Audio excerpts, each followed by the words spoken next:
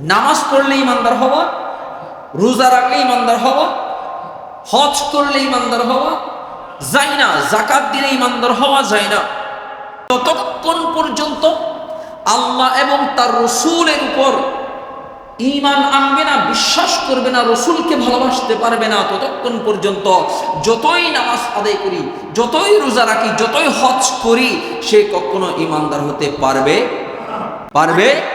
কারণ কেন?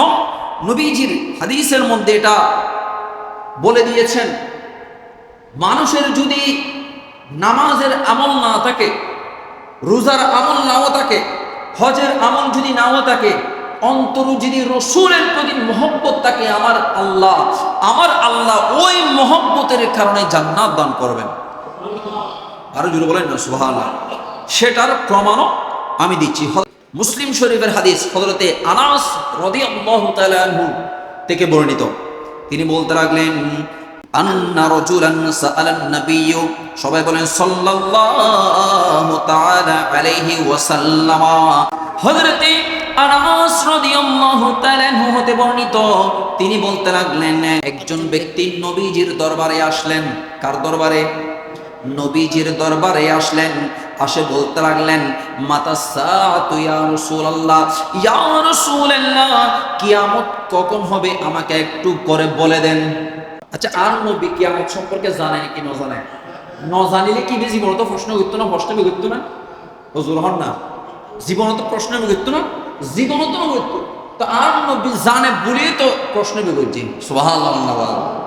তো আমার নবীকে ওই ব্যক্তি আসে প্রশ্ন করলেন, আর রাসূলুল্লাহ কিয়ামত কখন হবে? তখন নবীজি বলেন, কলা, নবীজি বলতে লাগলেন, মা আদাত্তাল্লাহা, তুমি যে আমাকে প্রশ্ন করতেছো কিয়ামত কখন হবে, কিন্তু আমাকে একটু করে বলো না যে তুমি কিয়ামতের জন্য কি সম্বলটা জোগাড় করেছো। তখন কলা, ওই ব্যক্তি বলতে লাগলেন, মাহা আদাত্তাল্লাহা কাসিরিন সলাতিন ওয়ালা সাওমিন ওয়ালা সাদাকাতিন, বলে আমি আমার জীবনে এমন কোন ইবাদত করি নাই, যে নামাজ পড়ি নাই, রোজা রাখি নাই, হজ করি নাই, যাকাত দিই নাই, ইয়া রাসূলুল্লাহ আমার কিছুই সম্ভব। কিন্তু ওই ব্যক্তি বলেন, ইয়া রাসূলুল্লাহ আমি নামাজ পড়ি নাই, হজ করি নাই, যাকাত দিই নাই, কিছু করি নাই, আমি কিয়ামতের জন্য কিছু সম্বল রাখি নাই, কিন্তু আমি এমন একটা আমল করেছি, এমন একটা আমার কাছে সম্বল আছে। নবীজি প্রশ্ন করলেন, বলে কি সম্বল? তিনি বলতে লাগলেন, ওয়ালাকিন্নী উহিব্বুল্লাহ ওয়া রাসূলুহু সাল্লাল্লাহু তাআলা আলাইহি ওয়াসাল্লাম। সুবহানাল্লাহ।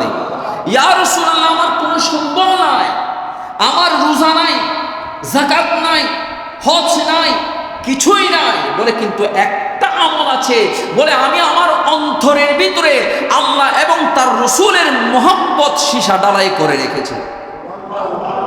এরপর নবীজি বলতে লাগলেন, বলে আনতা মান আহাবাবতা, তুমি যাকে বেশি ভালোবাসো, যাকে বেশি মহব্বত করো, তার সাথে তোমার হাসর হবে। বলেন না সুবহানাল্লাহ। বলে তোমার নামাজ নাই, কি সমস্যা? তো তোমার হজ নাই, কি সমস্যা? তোমার যাকাত নাই, কোনো সমস্যা নাই। তো তুমি যেহেতু আল্লাহ এবং তার রাসূলকে ভালোবেসেছো, ওই রাসূলের সাথে তোমার হাসর হবে। আর বলেন না সুবহানাল্লাহ। কিন্তু আপনি অন্তরের মধ্যে আপনি যার সাথে ভালোবাসা রাখবেন, নেতার সাথে ভালোবাসা রাখলে আপনি নেতার সাথে জান্নাত, নেতার সাথে আপনার হাসর হবে। আপনি কোনো এমপির সাথে ভালোবাসা রাখলেন, এমপির সাথে আপনার কি হবে? হাসর হবে। আপনি সমাজের কোনো বড় ব্যক্তির সাথে ভালোবাসা রাখলেন, হ্যাঁ এটাও ঠিক। আবার মুসলমান পরস্পর ভালোবাসা রাখা এটা ঈমানের দাবি, এটা মুসলমানের পরিচয়। কিন্তু সবচাইতে অন্তরের ভিতরে ভালোবাসা রাখতে হবে কার? বলেন না, আল্লাহ এবং তার রাসূলের।